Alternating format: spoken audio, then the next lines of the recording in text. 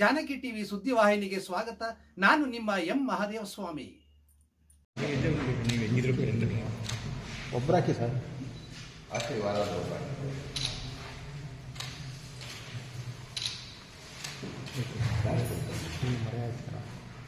ಓಟ ಕಾಣಲ್ಲ ಒಂಚೂರು ನಿಂದ ನೀನು ಯಾಕೆ ನೀವು ಯಾಕೆ ಪರದಾಟ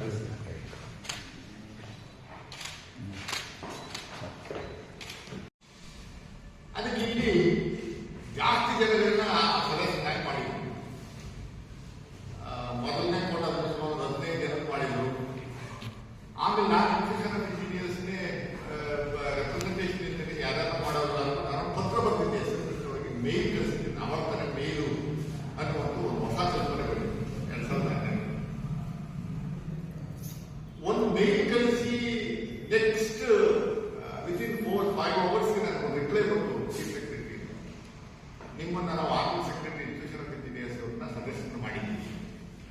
ಅದಲ್ಲದೆ ಒಂದು ಸಬ್ ಕಂಪನಿಗಳನ್ನ ಮಾಡಿದ್ರು. ನನ್ನ ವಾಟರ್ ಸಪ್ಲೈ ಅಂಡ್ ಸ್ಯಾನಿಟೇಷನ್ ಮತ್ತೆ ವೇಸ್ಟ್ ಮ್ಯಾನೇಜ್ಮೆಂಟ್ ಅಂತ ಒಂದು ಕಮಿಟಿ ಮಾಡಿದ್ರು. ಆ ಕಮಿಟಿ ಚೇರ್ಮನ್ ಮಾಡೋದು. ಆ ಕಾನ್ಸೆಪ್ಟ್ ಇಟ್ಕೊಂಡು ನನಗೆ ದೀಪಕ್ ಅವರು, ಇಂಜಿನ ಅಧ್ಯಕ್ಷರು ರವಿಕುಮಾರ್, ಸಾಯಂಕಾಲ ಟೈಮು ಶ್ರೀಕಂಠ ಸೆಕ್ಟರ್ ಈಸ್ಟ್ ಹಾಲ್ ಅರವಿಂದ್ ಅವರಿಗೆ ನಾವೆಲ್ಲ ಅಲ್ಲಿ ನಾನು ಕ್ಲಾಸಸ್ ಟೀ ಕುಡಿಯೋಣ ಅಂತ ಬಂದು ಸಿಗರೇಟ್ ಸೇರುವಂತೆ ಆಗಿತ್ತು. ನನಗೆ ಟೀ ಸಿಗರೇಟ್ ಸೇರಿ 11 ಗಂಟೆವರೆಗೂ ಮೈಸೂರು ಅಜೆಂಡಾ ಟಾಸ್ಕ್ ಫೋರ್ಸ್ ಅಂದ್ರೆ ಏನು, ಯಾವ ರೀತಿ ಕಾರ್ಯವೈಖರಿ ಮಾಡಬೇಕು ಅಂತ ಇವ್ರು ನನಗೆ ಹೇಳ್ಬೋದು. ಇದೊಂದು ಇಂಚಿ ಸರ್ವೆ ಮಾಡಿ ಸಾಕಷ್ಟು ಸಮಸ್ಯೆಗಳಿವೆ. ಮೈಸೂರಲ್ಲಿ ಸಿವಿಕ್ ಇಶ್ಯೂಸ್ ಇರುತ್ತೆ. ಲಾಂಗ್ ಟರ್ಮ್ ಬೆಂಗಳೂರು ಹೆಂಗ್ ಮಾಡ್ತಾರೋ ಅದೇ ರೀತಿಯಲ್ಲಿ ಮಾಡೋದಕ್ಕೆ ಕೆಲಸ ಮಾಡಿ ನಮ್ಮಲ್ಲಿ ಯಾರನ್ನ ನೇಮಕ ಮಾಡಿದ್ರು ಹೆಸರು ಹೇಳೋದು ಬೇಡ. ಅದು ಸರಿಯಾದ ರೀತಿಯಲ್ಲಿ ಟೇಕ್ ಆಫ್ ಆಗಲ್ಲ. ಸುಮಾರು 1 ವರ್ಷ ಸುಮ್ಮನೆ ಮೀಟಿಂಗ್ ಮಾಡೋರು ಯಾವುದೋ ಒಂದು ತಿಂಗಳಿಗೆ ಒಂದ್ಸರಿ ಯಾರನ್ನ ಕರೆಸೋರು ಒಂದಷ್ಟು ಟೀ ಬಿಸ್ಕೆಟ್ ತಿಂದ್ಬಿಟ್ಟು ಚಾಲು ಮಾಡೋದು ಕೆಲಸ ಮಾಡ್ತಾರೆ. ನನಗೆ ಟ್ಯೂನ್ ಅಪ್ ಮಾಡಿ ನಾನು ಸರ್ಕಾರದ ವಿರುದ್ಧ ಮಾಧ್ಯಮಗಳು ಹೋಗ್ತಿದ್ರು ನೋಡ್ದೆ. ನಾವು ಕೊಟ್ಟಂತ ಸಲಹೆಗಳನ್ನು ಸರ್ಕಾರ ಪರಿಗಣಿಸ್ತಾ ಇಲ್ಲ, ಕಾರ್ಪೊರೇಷನ್ ಪರಿಗಣಿಸ್ತಾ ಇಲ್ಲ, ಕೂಡವರು ಪರಿಗಣಿಸ್ತಾ ಇಲ್ಲ, ಡಿಸ್ಟ್ರಿಕ್ಟ್ ಅಡ್ಮಿನಿಸ್ಟ್ರೇಷನ್ ಪರಿಗಣಿಸ್ತಾ ಇಲ್ಲ ಅಂತ ದೊಡ್ಡದಾಗಿ ಜಗಳ ಶುರುವಾಯಿತು. ಅವತ್ತು ಮೈಸೂರು ಕಾರ್ಪೊರೇಷನ್ ಕಮಿಷನರ್ ಜಯರಾಮ್ ಸಂದೇಶಗಳು ರೆಡಿ ಆಗಿದೆ. Mayor BK. ಪ್ರಕಾಶ್ ಅವರೆಲ್ಲ ನಮ್ಮನ್ನ ಕರೆಸಿ ಏನ್ ಸರ್ ನೀವು ನಿಮ್ಮ ಸರ್ಕಾರ ನೀವು ರಚನೆ ಮಾಡಿರೋದು ಸರ್ಕಾರಿ ಸಲಹೆ ಕೊಟ್ಟಿದ್ದ ನೀವು ನೋಡೋದು ಸರ್ಕಾರ ಹೋಗ್ತಾ ಇದ್ದಾರೆ ಅಲ್ಲ ಸರ್. ADP ಲೋನ್ ತಗೊಂಡು 2 ವರ್ಷ ಆಯ್ತು, ರಿಂಗ್ ರೋಡ್ ಮಾಡ್ತೀವಿ, ಏನು ಕಾರ್ಯಪೂರ್ತಿ ಆಗಿಲ್ಲ. ಸೀವೇಜ್ ಲೈನ್ ರೆಡಿ ಮಾಡಬೇಕು ಅಂತ ಸರ್ಕಾರ ಕಾಸು ಕೊಟ್ಟು ರೆಡಿ ಮಾಡ್ತಾ ಇಲ್ಲ. ನಮ್ಮ ನಾನು ಒಂದು 10 ಅಪಾರ್ಟ್ಮೆಂಟ್ ಇದ್ದೀನಿ, ಯಾವ ಏನು ಕೆಲಸ ಮಾಡ್ತಾ ಇಲ್ಲ. ನಾನು ಕಿಲ್ಸ್ಕೊಂಡು ಬಡ್ಕೊಂಡು ಜಗಳ ಮಾಡ್ಕೊಂಡು ಕಮಿಟಿನಲ್ಲಿ ಸುಮ್ಮನೆ ಬರುವಂತ ಕೆಲಸ 1 ವರ್ಷದಿಂದ ಮಾಡ್ತಾ ಇದ್ದೀನಿ. ಏನೋ ಆಗ್ತಲ್ಲ ಅದಕ್ಕೋಸ್ಕರ ಮಾಧ್ಯಮ ಬೇಕಾದ್ರೆ SFP ಅವರಿಗೆ ಕಂಪ್ಲೇಂಟ್ ಹೋಗ್ತಾರೆ, ಕಿತ್ತಾಕ್ಸ್ತೀನಿ. SFP ಅವರು ಯಾವುದೋ ಒಂದು ಕಾರ್ಯಕ್ರಮ ಮೈಸೂರಿಗೆ ಬಂದಾಗ ಈ ದೀಪಕ್ ಅವರೆಲ್ಲ ಕುಡಿಯೋದಿಯ ಪತ್ರಿಕೆಯಲ್ಲಿದ್ದರು. ಅವರೆಲ್ಲ ನೇರು ಪ್ರಶ್ನೆ ಕೇಳಿದ್ರು, ಸ್ವಾಮಿ ನೀವು ಮೈಸೂರಿನ ಟಾಸ್ಕ್ ಫೋರ್ಸ್ ಅಂತ ಮಾಡಿದ್ರಿ, ಏನೂ ನಡೀತಾ ಇಲ್ಲ, ಸುಮ್ಮನೆ ಏನೋ ಬಿಸ್ಕೆಟ್ ಟೀ ಕುಡ್ಕೊಂಡು ಹೋಗ್ತಾರೆ, ಯಾರೋ ಒಬ್ಬರು ಇಬ್ಬರು ಮಾಧ್ಯಮಗಳ ಮುಂದೆ ಬಂದು ಹೇಳಿ ಕೊಡೋದು ಏನೂ ನಡೀತಾ ಇಲ್ಲ, ದಯಮಾಡಿ ಕಿತ್ತಾಕಿ. ಅವ್ರು ನೇರವಾಗಿ ದೀಪಕ್ಗೆ ಆನ್ಸರ್ ಮಾಡಿ ಬಂದಿಲ್ಲ. ಇದರಲ್ಲಿ ಸೆನೆಟ್ ಭವನದಲ್ಲಿ ಮೀಟಿಂಗ್ ಆಗಿದೆ. ಇಲ್ಲಮ್ಮ ಎನ್ ಫ್ರೆಂಡ್, ನಾನು ಮಾಡಿದ್ದೀನಿ, ಅವ್ರಿಗೆ ನಾವು ಸರ್ಕಾರದ ಸವಲತ್ತು ಕೊಡ್ತಾ ಇಲ್ಲ, ಅವರೇ ದುಡ್ಡ ಸಲಹೆ ಕೆಲಸ ಮಾಡಬೇಕು ಮಾಡಿದ್ದಾರೆ.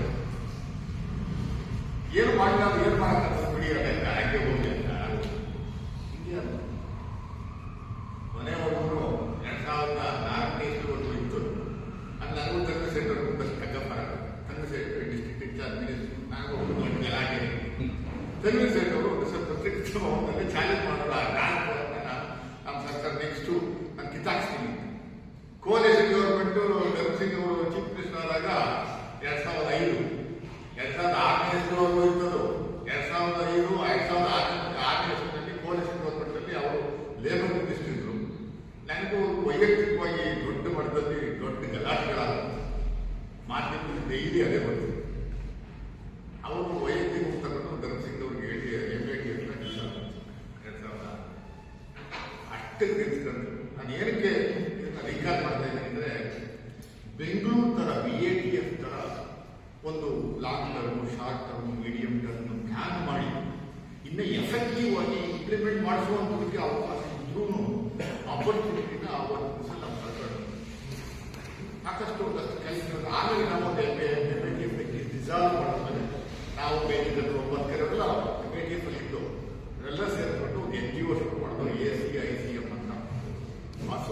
Of concern inform citizens of Mysuru. ಅದರಲ್ಲಿ ಚಾಮರಾಪುರ ಅನ್ನುವಂಥದ್ದು ಒಂದು ದೊಡ್ಡ ಸ್ಥಾವರ ಬರುವಂಥದ್ದು ದೊಡ್ಡದಾಗ ದೊಡ್ಡದು ಹೋರಾಟಗಳನ್ನು ಮಾಡಿ 3 ವರ್ಷ ನಿಲ್ಲಿಸಿದ್ರು. ಸೊ ಅದು ಎಸ್ ಎಂ ಕೃಷ್ಣರವರ ವಿಷನ್ ಇತ್ತು. ಬರೀ ನಾಳೆ ನಾಡಿದ್ದಲ್ಲ, 20 ವರ್ಷ 30 ವರ್ಷ 40 ವರ್ಷ ಆ ವಿಷನ್ ಇಟ್ಕೊಂಡು ಕೆಲಸ ಮಾಡಬೇಕು ಒಂದು ವ್ಯಕ್ತಿತ್ವ ಇದ್ದಂಥ ಎಸ್ ಎಂ ಕೃಷ್ಣ ಸರ್. ನನಗೆ ಭಾಳ ಮನೆಯಲ್ಲಿ 2017ರಲ್ಲಿ ನಾನು ಒಂದು ದಿವಸ ನಿದ್ದೆನೇ ಬರಲಿಲ್ಲ. ಅವರು ನನ್ನ ಕಾಂಗ್ರೆಸ್ ಪಕ್ಷವನ್ನು ಬಿಟ್ಟು ಬಿಜೆಪಿ ಸೇರಿದಾಗ ನನಗೆ ಬಹಳ ಬೇಸರ, ವೈಯಕ್ತಿಕವಾಗಿ ನನಗೆ ಭಾಳ ಬೇಸರ. ಏನಪ್ಪ ಇದು ಮಾಡ್ಕೊಂಡಲ್ಲ, ಏನು ಯಾಕೆ ಅಂತ ಅರ್ಥ. ಅದಿರಲಿ ಬಿಡಿ, ರಾಜಕೀಯದಲ್ಲಿ ಮಾತಾಡೋದು. ಬಟ್ ಆದರೆ ಭಾಳ ದೊಡ್ಡ ವ್ಯಕ್ತಿ, ಯಾರ ಹೇಳಿದ್ರೆ ಕೇಳಿಸ್ಕೊಳ್ಳುವಂಥ ಒಂದು ವ್ಯವಧಾನ ಇತ್ತು. ಅದು ಎಸ್ಪೆಷಲಿ ಡೆವಲಪ್ಮೆಂಟಲ್ ಆಕ್ಟಿವಿಟೀಸ್ಗೆ ಅವರು ಬಿಟ್ಟರೆ ನಾವು ಮೈಸೂರು ಪಟ್ಟಣದಲ್ಲಿ ದೊಡ್ಡ ಮಟ್ಟದಲ್ಲಿ ಕಾಂಟ್ರಿಬ್ಯೂಷನ್ ಮಾಡಿಕೊಂಡು ನಮ್ಮ ಸಿದ್ದರಾಮಯ್ಯ ಸರ್ ಅದ್ವೇರ್ಮಿ ಮಾತಾಡೋದು ಬೇಡ. ಬಟ್ ಅವರು ಪತ್ರಕರ್ತರ ಸಂಘಕ್ಕೆ ಸಹಾಯ ಮಾಡೋದು, ಸೈಟ್ಗಳು ಕೊಡುವಂಥ ಕೆಲಸವನ್ನು ಮಾಡೋದು, ಕರೆದು ಸೈಟ್ಗಳು ಕೆಲಸ ಕೊಡುವಂಥದಕ್ಕೆ ಬೇಡ ಅನ್ನೋದು ಪತ್ರಕರ್ತರು ಬೇಡ ಸದನಕ್ಕೆ ಅವತ್ತು ಆ ಅಮೌಂಟ್ನ ಕಟ್ಟಿಕೊಳ್ಳೋಕೆ ಅವಕಾಶ ಇದೆ. ಡಿ ಕೆ ಶಿವಕುಮಾರ್ ಅವರ ಡೆವಲಪ್ಮೆಂಟ್ ಆಗಿದ್ದಾಗ ಕಾರ್ಯಕರ್ತರಿಗೆಲ್ಲ ತುಂಬ ಸೈಟ್ಗಳು, ಸೀನಿಯರ್ ಸಿಟಿಸನ್ಸ್ಗಳಿಗೆಲ್ಲ ಸೈಟ್ಗಳು, ಸಮಸ್ಯೆ ಇದ್ದವರಿಗೆಲ್ಲ ಅವರು ಕರೆದು ಸೈಟ್ಗಳು. ಅವತ್ತಿನ ಪರಿಸ್ಥಿತಿಗೆ 92 ವರ್ಷ ಬದುಕಿದ್ದು ಸಾರ್ಥಕ ಅನ್ನುವಂಥದ್ದು ನನ್ನ ಅಭಿಪ್ರಾಯ. 2012 ಹಿರಿಯ ರಾಜಕೀಯ ಮುಗಿಸಲಿ ಶ್ರೀ ಎಸ್ ಎಂ ಕೃಷ್ಣ ಶ್ರದ್ಧಾಂಜಲಿ ಕಾರ್ಯಕ್ರಮದಲ್ಲಿ ನೀವೆಲ್ಲರೂ ಕೂಡ ಭಾಗವಹಿಸಿದ್ದೀರಿ. ಬಹುಶಃ ಈ ಒಂದು ಅವಕಾಶ ಎಲ್ಲರಿಗೂ ಕಲ್ಪಿಸಿಕೊಟ್ಟಂತ ಪತ್ರಕರ್ತರ ಸಂಘಕ್ಕೆ ವಿಶೇಷವಾಗಿ ಅಧ್ಯಕ್ಷರಾದಂಥ ದೀಪಕ್ ಅವರಿಗೆ ಕೃತಜ್ಞತೆಯನ್ನು ಸಲ್ಲಿಸುತ್ತೇನೆ. ನಾನು ಮಂಡ್ಯ ಜಿಲ್ಲೆಯಿಂದ BSc ವ್ಯಾಸಂಗ ಮಾಡಿದ್ದೆ. 22ನೇ ಇಸ್ವಿಯಲ್ಲಿ ನಾನು ಯುವರಾಜ್ ಕಾಲೇಜಿಗೆ ಸೇರಿದೆ. ಮಂಡ್ಯ ಜಿಲ್ಲೆ ಅನೇಕ ಮಂಡ್ಯ ಲೋಕಸಭಾ ಕ್ಷೇತ್ರದ ವ್ಯಾಪ್ತಿಗೆ ನನ್ನ ಮದ್ದೂರು ಕ್ಷೇತ್ರ ಶಾಸನಸಭೆಯನ್ನ ಪ್ರವೇಶ ಮಾಡಿದಂಥ ಕ್ಷೇತ್ರ. ನಮ್ಮ ಪಕ್ಕದ ಗ್ರಾಮ ಎದುರುಕೋಟೆ ಅಂತ ಇದೆ, ಅದು ಬಿಟ್ಟರೆ ನಮ್ಮ ಗ್ರಾಮ. ನನ್ನ ಚಿಕ್ಕ ವಯಸ್ಸಿನಲ್ಲಿ, ನನ್ನ ಬಾಲ್ಯಾವಸ್ಥೆಯಲ್ಲಿ ನಾನು ನೋಡಿದ್ದ, ಹತ್ತಿರದಿಂದ ಗಮನಿಸಿದ 5ನೇ ಕ್ಲಾಸ್ 4ನೇ ಕ್ಲಾಸ್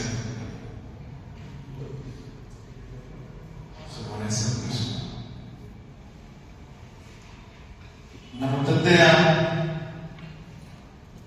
ಆತ್ಮೀಯರಾಗಿದ್ದಾರೆ. ಆ ಭಾಗದಲ್ಲಿ ಪ್ರವಾಸಕ್ಕೆ ಬಂದಂತಹ ಸಂದರ್ಭದಲ್ಲಿ ಎಂದೂ ಕೂಡ ನಮ್ಮ ಮನೆಗೆ ಬರದೇ ಹೋಗಿ ಅವರ ಚುನಾವಣಾ ಪ್ರಚಾರ ಪ್ರಾರಂಭ ಆಗ್ತಿದ್ದಂತೆ ಆ ಭಾಗದಲ್ಲಿ ನಮ್ಮ ಮನೆಯಿಂದ, ನಮ್ಮ ಮನೆ ಹಂಚಿನ ಮನೆ ಮೇಲೆ ಒಂದು ಸೌಂಡ್ ಸಿಸ್ಟಮ್. ಅವಾಗೆಲ್ಲ ಯಾವ ತರ ಮತದಾನವನ್ನ ಕೇಳ್ತಾ ಇದ್ವಿ ಅಂದ್ರೆ ಒಂದು ಗ್ರಾಫ್ ಇರ್ತಾ ಇದ್ವಿ. ನಮ್ಮ ಪಕ್ಷದ ಸಿದ್ಧಾಂತ, ನಮ್ಮ ಪಕ್ಷದ ಅಭ್ಯರ್ಥಿ ಬಗ್ಗೆ ಕೊಡ್ತಾ ಇದ್ವಿ. ನಾವು ಅದನ್ನ ಹಾಕ್ಬಿಡ್ತಾ ಇದ್ವಿ ನಮ್ಮ ಮನೆ ಮೇಲ್ಗಡೆ. ಅದೇನಾದ್ರೂ ಸ್ವಲ್ಪ ಸ್ಕ್ರಾಚ್ ಆಗುತ್ತೆ, ಓಟು ಕುಡಿ ಅಂತ ಅಲ್ಲಿಂದ ಹೋಗ್ತಾ ಇತ್ತು. ಮತ್ತೆ ಅದನ್ನ ಕೈಯಲ್ಲಿ ಮುದ್ದೆ ಇಡಬೇಕಾಗಿತ್ತು. ನಾನು ಎಸ್ ಎಂ ಕೃಷ್ಣ ಅವರಿಗೆ ಜೈ ಅಂತೇಳಿ ಕೂಗ್ಕೊಂಡು ಸಾರ್ವಜನಿಕ ಕ್ಷೇತ್ರವನ್ನು ಪ್ರವೇಶ ಮಾಡಿದೆ. ಬಹುಶಃ ನನ್ನ ತಂದೆಯವರು ಶ್ರೀಕೃಷ್ಣನ ಅಷ್ಟಾಗಿ ನೆನೆಸಿಕೊಂಡಿದ್ದಾರೆ ಗೊತ್ತಿಲ್ಲ, ಎಸ್ ಎಂ ಕೃಷ್ಣ ಅವರನ್ನ ಹೆಚ್ಚು ನೆನೆಸಿಕೊಂಡಿದ್ದಾರೆ. ಅತ್ಯಂತ ಸಮೀಪವರ್ತಿಯಾಗಿ ಅವರು ಕೆಲಸ ಮಾಡಿದ್ದಾರೆ. ಮುಖಂಡರಾಗಿದ್ದರು. ಹಾಗಾಗಿ ಎಸ್ ಎಂ ಕೃಷ್ಣ ಅವರಿಗೆ ನನ್ನ ಕಂಡ್ರೆ ಬಹಳ ಅಚ್ಚುಮೆಚ್ಚು. ನಾನು ಅವರ ವಿಧಾನಸಭೆ ಚುನಾವಣೆಯಲ್ಲಿ ಪ್ರಚಾರ ಸಭೆಗಳಲ್ಲಿ ನನ್ನ ಚಿಕ್ಕ ವಯಸ್ಸಿನಲ್ಲಿ ಭಾಷಣ ಮಾಡಿದ್ದೇನೆ. 89 ಚುನಾವಣೆ ಸೋಮನಹಳ್ಳಿಯಲ್ಲಿ ನಾನು ಭಾಷಣ ಮಾಡಿದ್ದೇನೆ. ಹಲವಾರು ಗ್ರಾಮಗಳಲ್ಲಿ ಭಾಷಣ ಮಾಡಿದ್ದೇನೆ.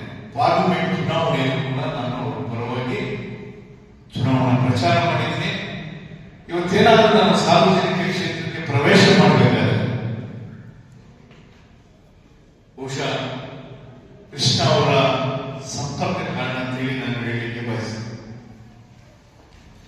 ಪ್ರಸ್ತುತ ಎಸ್ ಎಂ ಕೃಷ್ಣ ಅವರು ನಮ್ಮ ಮುಂದೆ ಇಲ್ಲ.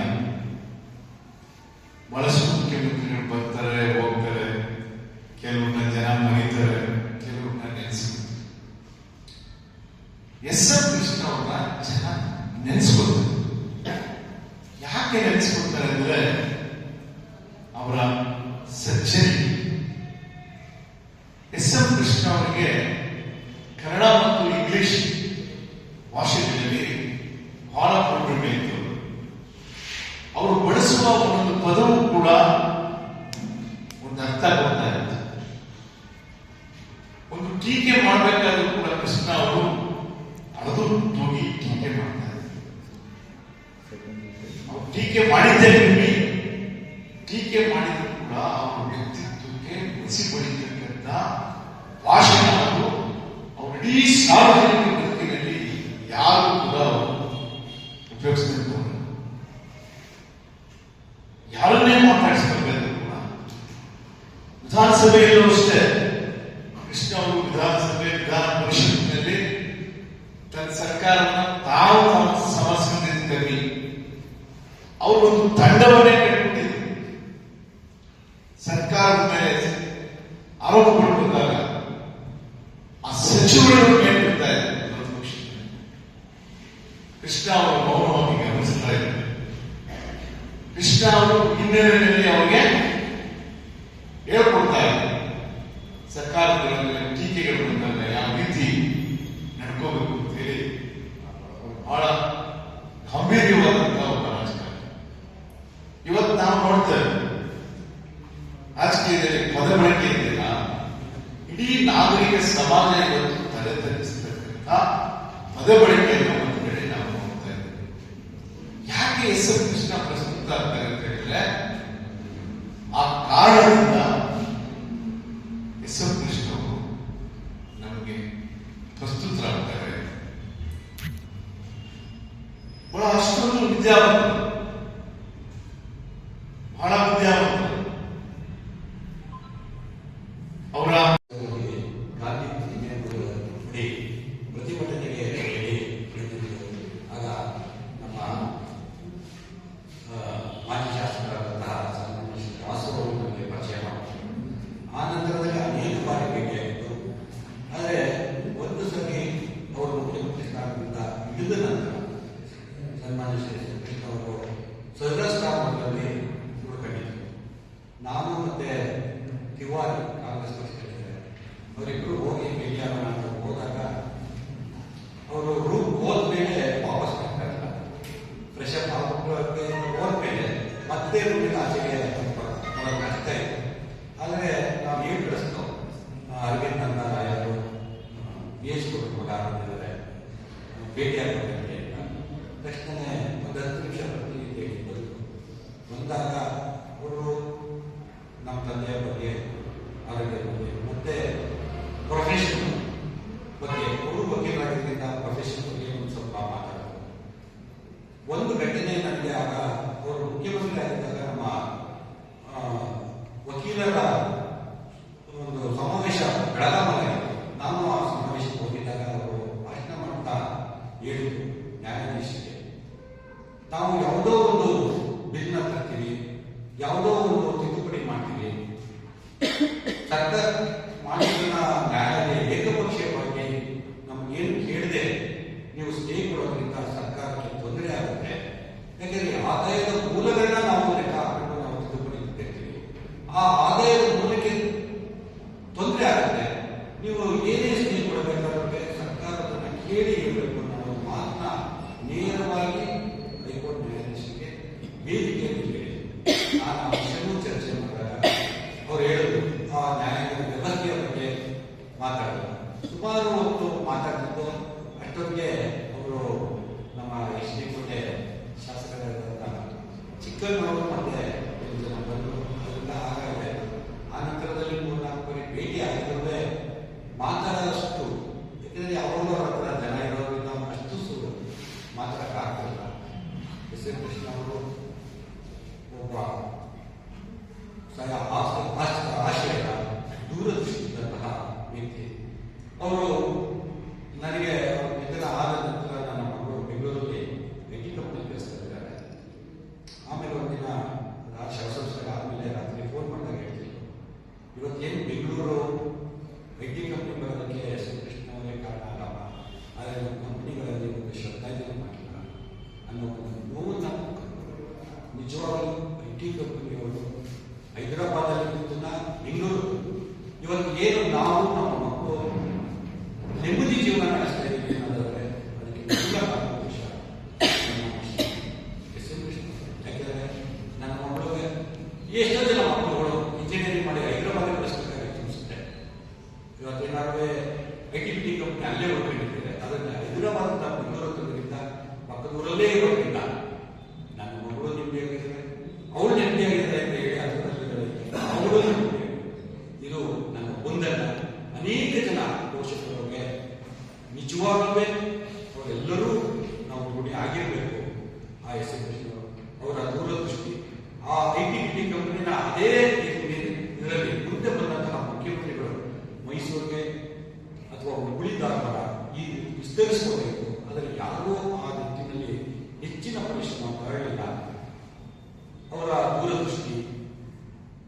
ಎಸ್ ಎಂ ಕೃಷ್ಣ ಅವರು ಮಿತಭಾಷಿ, ಉರ್ದು ಭಾಷೆ, ಅವರು ಭಾಷೆ ಎಷ್ಟು ಸೊಗಸಾಗಿತ್ತು ಅಂತಂದರೆ, ನಾನು ಅವರಿಗೆ ರಾಜಕೀಯದಲ್ಲಿ ಎಸ್ ಎಂ ರಾಮಕೃಷ್ಣ ಹೆಗಡೆ ಅವರು ಮುಖ್ಯಮಂತ್ರಿ ಆಗಿದ್ದಾಗ 2 ಬಾರಿ ನಮ್ಮ ಮನೆಗೆ ಬಂದಿದ್ದರು. ನಾನು ಅವರ ಹತ್ತಿರದಿಂದ ನೋಡಿದ್ದೆ. ಅವರ ಭಾಷೆ, ಎಸ್ ಎಂ ಕೃಷ್ಣ ಅವರ ಭಾಷೆ ಕರ್ನಾಟಕದಲ್ಲಿ ನಾ ಕಂಡಂತೆ ಯಾವ ರಾಜಕಾರಣಿಯೂ ಅಂತಹ ಮೃದುವಾಗಿ, ಮಿತವಾಗಿ, ಅದ್ಭುತವಾಗಿ, ಯಾವುದೇ ಆವೇಶಪರವಾಗದೆ ಸಂಯಮವಾಗಿ ತುಂಬಾ ಚೆನ್ನಾಗಿ ಮಾತಾಡ್ತಾರೆ. ಅಂತಹ ರಾಜಕಾರಣಿಗಳು ಅದರ 25 ಕೆಲಸ ನೋಡಲಿಕ್ಕೆ ಬಂದಿದ್ದಾರೆ. ಇದ್ದೇ ಮಾಡಿ ಮಲಗಿದ್ರು. ಅದರ ಒಂದು ತಿಂಗಳ ಹಿಂದೆ ಅವರ ಆಪ್ತ ಸಹಾಯಕ ಸಾಕ್ಷಿಯವರು ನನ್ನ ಫೋನ್ ಮುಖಾಂತರ ಒಂದು ಸೆಕೆಂಡ್ ಮಾತಾಡ್ತಾರೆ. ಹಾಗೆ ಅವರು ಮುಖ್ಯಮಂತ್ರಿ ಆಗ್ತಾರೆ. ನಾನು ಅಧಿಕಾರತೆ ಹೆಚ್ಚು ಮಾಡಿಲ್ಲ. ಅದು ನಮ್ಮ ಮನೆಯಲ್ಲಿ 4 ಸಲ ಬಂದಿದೆ. ನನ್ನ ಹಿರಿಯ ಪುತ್ರಿಗೆ ಅವ್ರ ಸಮಯ ನೋಡಿ ಬೇಕಂದ್ರೆ 2 ಸಲ ನಮ್ಮ ಕುಟುಂಬದಲ್ಲ ಇದ್ದಾರೆ. ಹಾಗೆ ಮೈಸೂರಿನ ಪುಳಿಗೆ ಗೊತ್ತಿಲ್ಲ. ಅವರು ಕೈಗಾರಿಕಾ ಸಚಿವರಾಗಿದ್ದಾಗ ಮೈಸೂರು ಮಂಡಿ ಇವತ್ತೇನು ವಿಕಾಸ ಆಗಿದೆ, ಅವತ್ತೇ ಕೈಗಾರಿಕೆ ಮಕ್ಕಳು ನಿಂತಿದ್ರು. ಇದು ಸುಮಾರು ಜನಕ್ಕೆ ಅದು ಗೊತ್ತಿಲ್ಲ ಸರ್. ಮೈಸೂರು ಮತ್ತು ಮಂಡ್ಯ ಜನತೆ ನಿರಂತರಗಳು ಒಳ್ಳೆಯದಾಗಲಿ ಅಂತ ಅಪ್ಪಾಜಿಗಳು ಅವತ್ತೇ ನಿಂತಿದ್ರು. ಮತ್ತೆ ಮೈಸೂರಿನ ಸುತ್ತಮುತ್ತ ರಿಂಗ್ ಆಗ್ತದೆ. ದಯಮಾಡಿ ತಮ್ಮಲ್ಲಿ ಅಧ್ಯಕ್ಷರೇ ಒಂದು ವಿನಂತಿ, ತಾವು ಯಾರು ಆ ರಿಂಗ್ಲತ್ತಿಗೆ ಎಚ್ಚರಿಕೆ ಅಪ್ಪಾಜಿಯವರ ಹೆಸರುಗಳಿಗೆ ತಾವು ದಯಮಾಡಿ ಸಂಬಂಧಪಟ್ಟ ಅಧಿಕಾರಿಗಳು, ರಾಜಕಾರಣಿಗಳು ದಯಮಾಡಿ ಒತ್ತಾಯ ಮಾಡಬೇಕು ತಮ್ಮನ್ನು ನಾನು ಕೇಳ್ಕೊಳ್ತೇನೆ. ಹಾಗೆ ಮೈಸೂರಿನಲ್ಲಿ ಡಿಪಾಸಿಟ್ ಇರ್ಬೋದು. ಆಮೇಲೆ ಮೈಸೂರು ಬೆಂಗಳೂರು 4 ಹೆದ್ದಾರಿ ಮಾಡಬೇಕು. ಅವಾಗ ನಾವು ಟೋಲ್ ಆಗ್ತದೆ ದೇವರ ಮುಂದೆ. ಈಗ ಟೋಲ್ ಆಗ್ತಾ ಇದ್ದಾರೆ. ಅವ್ರು ರಾಜ್ಯ ಒಪ್ಪಾಗ್ತಾ ಇದ್ರೆ ಹಣ ಕಟ್ಟಲು ಒಪ್ಪಿದ್ದಾರೆ. ಹಾಗೆ ಅವರ ನನ್ನ ಇವತ್ತು ಅಗ್ನಿಗಳು ಉಳಿದಿದ್ದಾರೆ.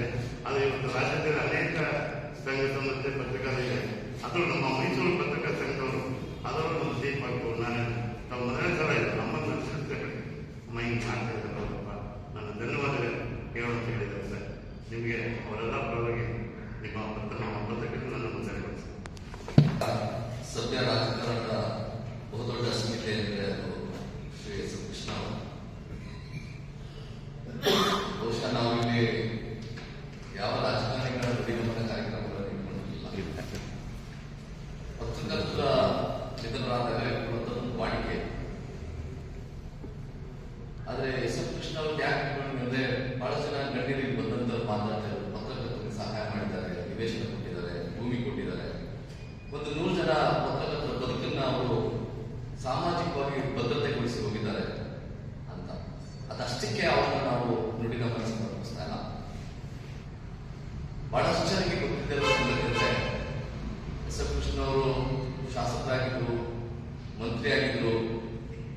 ಉಪಮುಖ್ಯಮಂತ್ರಿ ಆಗಿದ್ರು, ಮುಖ್ಯಮಂತ್ರಿ ಆಗಿದ್ರು, ಕೇಂದ್ರ ಸಚಿವರಾಗಿದ್ರು, ರಾಜ್ಯಪಾಲರಾಗಿದ್ರು ಅನ್ನೋದು ಗೊತ್ತು. ಅಂದ್ರೆ ಬಹಳ ಜನ ಅವರು ಸಾರ್ವಜನಿಕ ಜೀವನವನ್ನು ಪತ್ರಕರ್ತರಾಗಿ ಆರಂಭ ಮಾಡಿದ್ರು ಅಂತೇಳಿ ಗೊತ್ತಿಲ್ಲ. ಬಹುಶಃ ಸ್ವತಂತ್ರ ಹೋರಾಟಗಾರರಾದ ರಾಮಣ್ಣ ಪತ್ರಿಕೆ, ವಿಜಯ ಪತ್ರಿಕೆ ಇತ್ತು. ಆ ವಿಜಯ ಪತ್ರಿಕೆಯಲ್ಲಿ ಮೊದಲು ವರದಿಗಾರರಾಗಿ ಕೆಲಸಕ್ಕೆ ಸೇರಿ ಅವರು ಸಾರ್ವಜನಿಕ ಪತ್ರಿಕೆಯನ್ನು ಆರಂಭ ಮಾಡಿದ್ರು. ಆ ವಿಜಯ ಪತ್ರಿಕೆಯಲ್ಲಿ ನಾನು 2 ವರ್ಷ ಕೆಲಸ ಮಾಡಿದೆ ಅನ್ನೋದು ನನ್ನ ಒಂದು ದೊಡ್ಡ ಎಸ್ ಎಂ ಕೃಷ್ಣ ಅವರು ಮೈಸೂರಿಗೆ ಬಂದಾಗಲಿಲ್ಲ. ಪತ್ರಕರ್ತರ ಉದ್ದೇಶಿಸಿ ಮಾತಾಡಬೇಕಾದ್ರೆ ವಿಜಯ ಪತ್ರಿಕೆ ನೆನೆಸ್ಕೊತಾ ಇದ್ರು ನಾನು ಕೆಲಸ ಮಾಡಿದ್ದೆ. ಅಸೆಂಬ್ಲಿಗೂ ಕೂಡ ವಿಜಯ ಪತ್ರಿಕೆ ಬಗ್ಗೆ ಬಹಳ ಮಾತಾಡಿದ್ರು.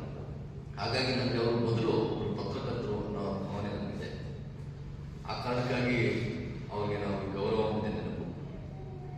ಎರಡನೇದಾಗಿ ಬಹುಶಃ ವೆಂಕಟೇಶ್ ಅವರು ಹೇಳಿದಾಗೆ ಪತ್ರಕರ್ತರ ಒಳಗಿನ ಒಡನಾಟ ಇದ್ದಲ್ಲ ಎಸ್ ಎಂ ಕೃಷ್ಣ ಅವರು, ಅದು ತುಂಬಾ ದೊಡ್ಡದು. ಬಹುಶಃ ಆವತ್ತಿನ ರಾಜಕಾರಣದಲ್ಲಿ ಎಸ್ ಎಂ ಕೃಷ್ಣ ಅವರು ಮೈಸೂರಿನ ಪತ್ರಕರ್ತರ ಬಗ್ಗೆ ಅಥವಾ ಕರ್ನಾಟಕದ ಪತ್ರಕರ್ತರ ಬಗ್ಗೆ ಎಷ್ಟು ಗೌರವ ಇಟ್ಕೊಂಡಿದ್ರು ಅಂದ್ರೆ, ನನಗೆ ತಿಳಿದ ಹಾಗೆ ಇಡೀ ಕರ್ನಾಟಕದಲ್ಲಿ ಯಾರಾದರೂ ಒಬ್ಬ ಮುಖ್ಯಮಂತ್ರಿ ಒಂದು ಜಿಲ್ಲೆಯ 100 ಜನ ಪತ್ರಕರ್ತರಿಗೆ ಸಾಮೂಹಿಕವಾಗಿ ನಿವೇಶನಗಳನ್ನು ಒದಗಿಸಿ ಕೊಟ್ಟ ಮಾತುಕತೆ ನಡೆಕೊಂಡಂತವರು ಎಸ್ ಎಂ ಕೃಷ್ಣ ಅವರು. ಇವತ್ತು ಆ ಒಂದು ನೆಲೆಯಿಂದಲೇ ಬಹಳ ಜನ ಪತ್ರಕರ್ತರು ತಮ್ಮ ಬದುಕನ್ನು ಕಟ್ಕೊಳ್ಳಿಕ್ಕೆ, ಒಂದು ಸ್ವಂತ ಸೂರನ್ನ ಪಡ್ಕೊಳ್ಳಿಕ್ಕೆ ಅವಕಾಶ ಇದೆ. ಬಹುಶಃ ಅದಾದ ನಂತರದಲ್ಲಿ ಮತ್ತೊಂದು ಅದೊಂದು ಉದಾಹರಣೆ ಕರ್ನಾಟಕದಲ್ಲಿ ಬರಲೇ ಇಲ್ಲ. ಇವತ್ತು ಭವನಗಳಿಗೆ ಒಂದು ನಿವೇಶನ ತಗೊಳ್ಳಕ್ಕೆ ದೊಡ್ಡ ಹೋರಾಟ ಮಾಡಬೇಕಾಗಿದೆ. CS ಸೈಟ್ ತಗೊಳ್ಳಕ್ಕೆ ಹೋರಾಟ ಮಾಡಬೇಕಾಗಿದೆ. ಅತ್ಯಂತ ಕಡಿಮೆ ದರದಲ್ಲಿ ನಿವೇಶನ ಮಾಡಿಕೊಟ್ಟು ಅವರೇ ಕರೆಸಿ ನಾವು ಉದ್ಘಾಟನೆ ಮಾಡಿಸ್ತೀವಿ. ಎರಡನೇ ಸಂಜೆ ನಾನು ಕೆಲವು ವಿಚಾರಗಳನ್ನು ಇಲ್ಲಿ ಪ್ರಸ್ತಾಪ ಮಾಡಲಿಕ್ಕೆ ಬಯಸ್ತೀನಿ. ಎಲ್ಲ ಗಣ್ಯರು ಮಾತಾಡಿದ ಕಾರಣಕ್ಕಾಗಿ ಕರ್ನಾಟಕದ ರಾಜಕಾರಣದಲ್ಲಿ ಎಸ್ ಎಂ ಕೃಷ್ಣ ಅವರಿಗೆ ಬಂದಂತ ಸಂಕಷ್ಟ ಇದೆಯಲ್ಲ, ಅಂತ ಒಂದು ಸಂಕಷ್ಟ ಯಾವ ಮುಖ್ಯಮಂತ್ರಿಗೂ ಬಂದಿರಲಿಲ್ಲ. ಈಗಿಂತ ಪೊಲಿಟಿಕಲ್ ಪ್ರೆಷರ್ ಅಲ್ವೇ ಅಲ್ಲ. ಇವತ್ತಿನ ಮಂತ್ರಿಗಳು ಅಥವಾ ಮುಖ್ಯಮಂತ್ರಿಗಳು ಎದುರಿಸ್ತಿರುವಂತದ್ದು ಯಾವ ಪ್ರೆಷರ್ ಅಲ್ಲ.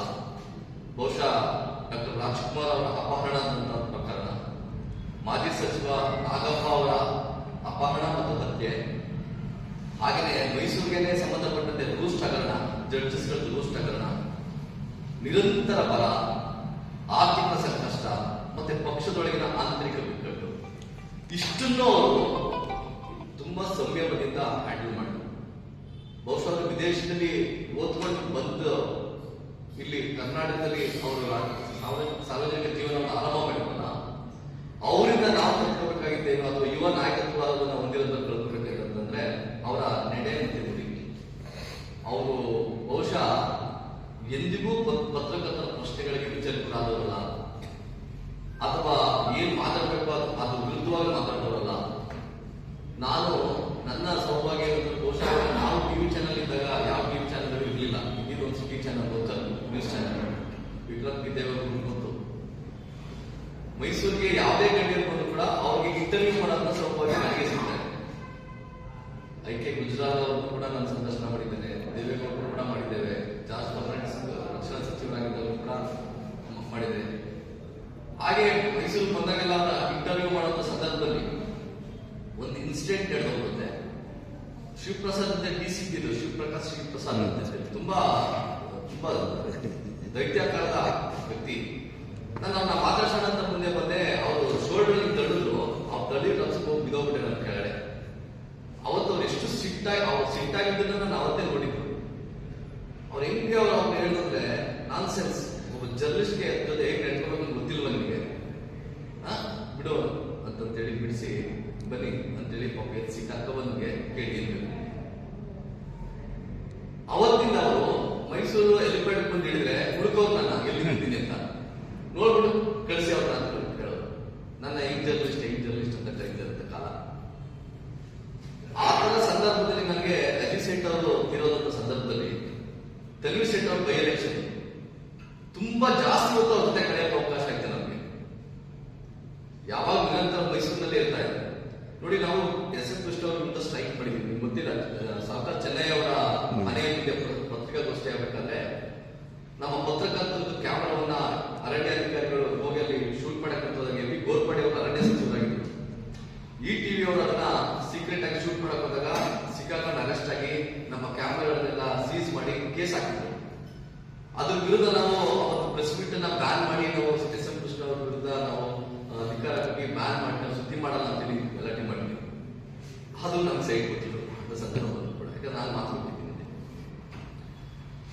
ಅವರ ವ್ಯಕ್ತಿತ್ವಕ್ಕೆ ಇನ್ನೊಂದು ಸಾಕ್ಷಿ ಏನಂತಂದ್ರೆ, ನಾವು ಇತಿಹಾಸಗಳನ್ನು ಓದ್ಕೊಂಡಿಲ್ಲ. ಒಡಿಶಾದಲ್ಲಿ 1999ರಲ್ಲಿ ಆಸ್ಟ್ರೇಲಿಯನ್ ಮಿಷನರೀಸ್ಗಳಿಗಿನ ಬೆಂಕಿ ಹಚ್ಚಿಬಿಡ್ತಾರೆ. ಒಬ್ಬ ತಂದೆ ಹೆಂಡತಿ ಮತ್ತು 2 ಮಕ್ಕಳನ್ನ ಹಿಂದೂ ಸಂಘಟನೆಗಳು ಜೀವಂತವಾಗಿ ಸುಟ್ಟಾಕ್ತಾರೆ. ಅವರು ಕ್ರೈಸ್ತ ಧರ್ಮಗುರುಗಳು, ಧರ್ಮ ಪ್ರಚಾರಕ್ಕೆ ಅಂತೇಳಿ ಒಡಿಶಾಗೆ ಬರ್ತಾರೆ. ಅದಾದ 6 ತಿಂಗಳಿಗೆ 7 ತಿಂಗಳಿಗೆ ಒಡಿಶಾದಲ್ಲಿ ಭೂಕಂಪ ಆಗಿ 100 ಜನ ತೀರೋಗ್ತಾರೆ. ನಮ್ಮ ಕರ್ನಾಟಕದಲ್ಲಿ ಎಸ್ ಎಂ ಕೃಷ್ಣ ಅವರು ಮುಖ್ಯಮಂತ್ರಿ ಆಗಿರ್ತಾರೆ. ಟಿ ಜನ್ ಅವರು ನಾಗರಿಕ ಸರಬರಾಜು ವಿಮಾನಯಾನ ಸಚಿವರಾಗಿರ್ತಾರೆ. ಈ ಟಿವಿ ಆಗಷ್ಟೇ ಒಂದು ಕರ್ನಾಟಕದಲ್ಲಿ ಮೊದಲ ಸುದ್ದಿಗಾಗೆ ಬಂದಂತ ಮೊದಲ ಖಾಸಗಿ ಸುದ್ದಿ ವಾಹಿನಿಯಾಗಿ ಹೊರಹೊಮ್ಮಿದ ಈ ಟಿವಿ. ತುಂಬಾ ಉತ್ಸಾಹದಲ್ಲಿರ್ತಾರೆ ಅವರು. ಜಾನ್ ಅವ್ರನ್ನ ಇಂಟರ್ವ್ಯೂ ಮಾಡ್ಬೇಕಾದ್ರೆ ಒಡಿಶಾದಲ್ಲಿ ಭೂಕಂಪ ಆಗಿಲ್ಲ, ಅದ್ರ ಬಗ್ಗೆ ನಿಮ್ ರಿಯಾಕ್ಷನ್ ಏನು ಅಂತ ಕೇಳಿದಾಗ ಅವ್ರು ಒಂದೇ ಮಾತಾಡ್ತಾರೆ, ಯೇಸು ಕ್ರಿಸ್ತನ ಶಾಪ ತಟ್ಟಿದೆ ಅನ್ನೋ ಮಾತು. ಯೇಸು ಕ್ರಿಸ್ತನ ಶಾಪ ತಟ್ಟಿದೆ. ಅದು ಎಷ್ಟು ದೊಡ್ಡ ವಿವಾದ ಆಗುತ್ತೆ, ರಾಜಕೀಯ ವಿವಾದ ಆಗುತ್ತೆ ಅಂತಂದ್ರೆ, ಜಾನ್ ಅವರು ರಾಜೀನಾಮೆ ಕೊಡಬೇಕು ಅನ್ನೋ ಪ್ರೆಷರ್ ಶುರು ಆಗುತ್ತೆ. ಅಂದ್ರೆ ಅಮಾನವೀಯ ವರ್ತಿಸಿದ್ದಾರೆ ಸತ್ತೋರ್ ಬಗ್ಗೆ. ಬಹುಶಃ ಎಸ್ ಎಂ ಕೃಷ್ಣ ಅಂತ ಯಾವ್ಯಾವ ಮುಖ್ಯಮಂತ್ರಿ ಇದ್ರು ಕೂಡ ಅಂತ ನಿರ್ಧಾರ ತಗೋತಿರ್ಲಿಲ್ಲ. 100 ದಿನದಲ್ಲಿ ಅವರು ರಾಜೀನಾಮೆ. ಒಂದು ಭ್ರಷ್ಟಾಚಾರ ಪ್ರಕರಣ ಅಲ್ಲ ಅದು, ಲೈಂಗಿಕ ಹಗರಣ ಆಗಿರ್ಲಿಲ್ಲ, ಅದು ಜೈಲಿಗೆ ಹೋಗಿರ್ಲಿಲ್ಲ, ಲೂಟಿ ಮಾಡಿರ್ಲಿಲ್ಲ, ಪಕ್ಷ ವಿರೋಧಿ ಚಟುವಟಿಕೆ ಏನೂ ಇಲ್ಲ. ಜಸ್ಟ್ ಅವ್ರ ಸ್ಟೇಟ್ಮೆಂಟ್, ಯೇಸು ಕ್ರಿಸ್ತನ ಶಾಪ ತಟ್ಟಿದೆ ಅನ್ನೋ ವರ್ಡ್ ಜಾನ್ ಹೇಳಿದ್ರು ಅನ್ನೋ ಒಂದೇ ಒಂದು ಕಾರಣಕ್ಕೋಸ್ಕರ ಅವರ ಸಚಿವ ಸ್ಥಾನದಿಂದ ವಜಾ ಮಾಡೋ ರಾಜೀನಾಮೆ ತಗೊಂಡಂತ ಏಕೈಕ ರಾಜ್ಯ ಮುಖ್ಯಮಂತ್ರಿ ಅಂದ್ರೆ ಎಸ್ ಎಂ ಕೃಷ್ಣ ಅವರು. ಇವತ್ತು ನಾವು ನೋಡೋಣ ಯಾಕೆ ರಾಜೀನಾಮೆ ಯಾಕೆ ಈ ಘಟನೆಯನ್ನು ನಾನು ನೆನಪು ಮಾಡ್ಕೊಂಡೆ ಅಂದ್ರೆ, ಒಬ್ಬ ರಾಜಕಾರಣಿಗೆ, ಒಬ್ಬ ಅಧಿಕಾರಸ್ಥರಿಗೆ, ಒಬ್ಬ ಮುಖ್ಯಮಂತ್ರಿಗೆ ಇರಬೇಕಾದಂತಹ ಸೂಕ್ಷ್ಮತೆ ಇಲ್ಲ, ಸೆನ್ಸಿಟಿವಿಟಿ. ಆ ಎಸ್ ಎಂ ಕೃಷ್ಣ ಅವರಲ್ಲಿ ಕಂಡಂತಹ ಸೆನ್ಸಿಟಿವಿಟಿ ನಾವು ಯಾವ ಮುಖ್ಯಮಂತ್ರಿಗಳು ಕಾಣಲಿಕ್ಕೆ ಸಾಧ್ಯ ಆಗ್ಲಿಲ್ಲ. ಹೇಳಿದ ಮೇಲಲ್ಲಿ ಒಂದು ರಿಪ್ಲೈ ಮಾಡಿದ ತಕ್ಷಣ ರಿಪ್ಲೈ ಬರ್ತಿತ್ತು ಅಂತೇಳಿ ನಾವು ಏನೇ ಪ್ರಶ್ನೆಗಳು ಕೇಳ್ತೇವೆ. ಬಹುಶಃ ಇದುವರೆಗೆ ಯಾವ ರೀತಿಯ ಒಂದು ವಿಶ್ವಾಸಾರ್ಹತೆಯ ಸಂಭಾಷಣೆ ನಡೀತಿತ್ತು ಪತ್ರಕರ್ತರಿಗೂ, ಮೈಸೂರಿನ ಪತ್ರಕರ್ತರಿಗೂ ಮತ್ತೆ ಎಸ್ ಎಂ ಕೃಷ್ಣ ಅವರು ಬಂದ್ರೆ, ಅವರು ಆಫ್ ದಿ ರೆಕಾರ್ಡ್ ಅಂತ ಹೇಳಿ ಏನೇ ಮಾತಾಡಿದ್ರು ನಾವು ಕಲಿತಿರ್ಲಿಲ್ಲ. ನೋ ಕಾಮೆಂಟ್ಸ್ ಅಂತ ಹೇಳಿದ್ರೆ ನಾವು 2ನೇ ಪ್ರಶ್ನೆ ಕೇಳ್ತಿರ್ಲಿಲ್ಲ. ಆತ ಒಂದು ವಿಶ್ವಾಸದ ಸಂಭಾಷಣೆಗಳು, ಸಂವಹನಗಳು ನಮ್ಮ ನಡುವೆ ನಡೀತಾ ಇತ್ತು. ನೋಡಿ, ಅವರು ಕೇವಲ ಕೆಲವೇ ದಿನಗಳು ಒಂದು ಪತ್ರಿಕೆಯಲ್ಲಿ ವಿಜೇತ ಪತ್ರಿಕೆಗೆ ಕೆಲಸ ಮಾಡಿ ನಾನು ಒಬ್ಬ ಪತ್ರಕರ್ತ ಆಗಿದ್ದೇನೆ ಒಂದೇ ಒಂದು ಅಭಿಮಾನಕ್ಕೋಸ್ಕರ ನಮ್ಮೆಲ್ಲ ಪತ್ರಕರ್ತರ ಬದುಕನ್ನ ಕಟ್ಕೊಡ್ಬೇಕು ಅಂತ ಹೇಳಿ ಯೋಚನೆ ಮಾಡಿ ಅನುಕೂಲವನ್ನು ಮಾಡಿಕೊಟ್ಟಂತವ್ರು. ಆ ಕಾರಣಕ್ಕಾಗಿ ಒಂದು ಕೃತಜ್ಞತೆಯ ಜೊತೆಗೆ ಅವರ ಮುಖ್ಯಮಂತ್ರಿ ಅವರ ಗುಣ, ಪತ್ರಕರ್ತರ ಮೇಲಿದ್ದಂತ ಪ್ರೀತಿ, ಮತ್ತೆ ಅವರು ಈ ನಾಡಿಗೆ, ಮೈಸೂರು ಆಗಿರ್ಬೋದು, ಬೆಂಗಳೂರು ಆಗಿರ್ಬೋದು, ಈ ನಾಡಿಗೆ ಕೊಟ್ಟಂತ ಕೊಡುಗೆಗಳು, ಎಂತೆಂಥ ವಿವಾದಗಳಲ್ಲಿ ಅವ್ರನ್ನ ಸಿಗಿಸ್ಬೇಕು ಅಂತ ಹೇಳಿ ಮಾಧ್ಯಮಗಳು ಎಷ್ಟೇ ಪ್ರಯತ್ನಗಳು ಪಟ್ಟರು ಕೂಡ, ಎಷ್ಟೇ ಪ್ರಶ್ನೆಗಳು ಕೇಳಿದ್ರು, ಇವತ್ತು ಯಾರು ಬೇಕಾದ್ರೂ ಟೆಂಪ್ಟ್ ಮಾಡೋದು ಪೊಲಿಟಿಷಿಯನ್ಸ್. 1-2 ಪ್ರಶ್ನೆ ಜಾಸ್ತಿ ಕೇಳ್ತಾರೆ, ಅವರೇ ಟೆಂಪ್ಟ್ ಆಗಿ ಹೇಳ್ಬೇಕಾಗಿರೋದನ್ನ ಹೇಳಬಾರ್ದನ್ನ ಏನೇನೋ ಹೇಳ್ತಾರೆ ಮಾಡ್ತಾರೆ. ಇನ್ ಕೆಲವರು ಹಾಗೆ ಹೇಳಿದ್ರೆ ಪ್ರಚಾರ ಬರ್ತದೆ ಅಂತೇಳಿ ನಕಾರಾತ್ಮಕವಾಗಿ ಇಟ್ಕೊಂಡು ಮೀಡಿಯಾ ಮುಂದೆ ನೆಗೆಟಿವ್ ಮಾತಾಡಿದ್ರೆ ಪ್ರಚಾರ ಸಿಗುತ್ತೆ ಅಂತೇಳಿ ಮಾತಾಡ್ಬಿಡ್ತಾರೆ. ನನ್ನ ಪತ್ರಿಕೋದ್ಯಮದ ಅವರ ಒಟ್ಟಿಗಿನ ಒಡನಾಟದಲ್ಲಿ ಒಂದೇ ಒಂದು ಡೆಫಾರ್ಮೇಟಿವ್, ಒಂದೇ ಒಂದು ಮನಸ್ಸಿಗೆ ನೋವಾಗುವಂತ, ವಿರೋಧಿಗಳಿಗೂ ನೋವಾಗುವಂತ ಒಂದೇ ಒಂದು ಅಸಭ್ಯವಾದಂತ ಪದವನ್ನ, ಏಕವಚನದ ಪದವನ್ನ ಅಥವಾ ಮನಸ್ಸಿಗೆ ನೋವಾಗುವಂತ ಪದವನ್ನ ಬಳಸಿ ಮಾತಾಡಲೇ ಇಲ್ಲ. ಟೀಕೆಯನ್ನು ಕೂಡ ಎಷ್ಟು ಸುಂದರವಾಗಿ ಟೀಕೆ ಮಾಡಬಹುದು ಅನ್ನೋದನ್ನ ಎಸ್ ಎಂ ಕೃಷ್ಣ ಅವರಿಂದ ಕಲಿತರು. ಅಷ್ಟು ದೊಡ್ಡ ಇಂಟೆಲೆಕ್ಚುಯಲ್ ಅವರು. ಹಾಗಾಗಿ ಇದು ಯಾಕೆ ಅವುಗಳನ್ನೆಲ್ಲ ನಾವು ನೋಡಿ ಪತ್ರಿಕೋದ್ಯಮದಲ್ಲಿ ನಾವು ಪತ್ರಕರ್ತರಾಗಿ ಕಲ್ತಿದ್ದು ಕೂಡ ಜಾಸ್ತಿನೇ. ಕಮ್ಯುನಿಕೇಶನ್ ಹೇಗಿರ್ಬೇಕು, ಲ್ಯಾಂಗ್ವೇಜ್ ಹೇಗಿರ್ಬೇಕು, ಬಾಡಿ ಲ್ಯಾಂಗ್ವೇಜ್ ಹೇಗಿರ್ಬೇಕು, ಬಹುಶಃ ಅವರ ಡ್ರೆಸ್ ಕೋಡ್, ಅವ್ರ ಲೈಫ್ ಸ್ಟೈಲು, ಅವ್ರು ಯಾರಿಗೆ ಅವ್ರು ತುಂಬಾ ಕ್ಲೋಸ್ ಅನ್ನೋದೇ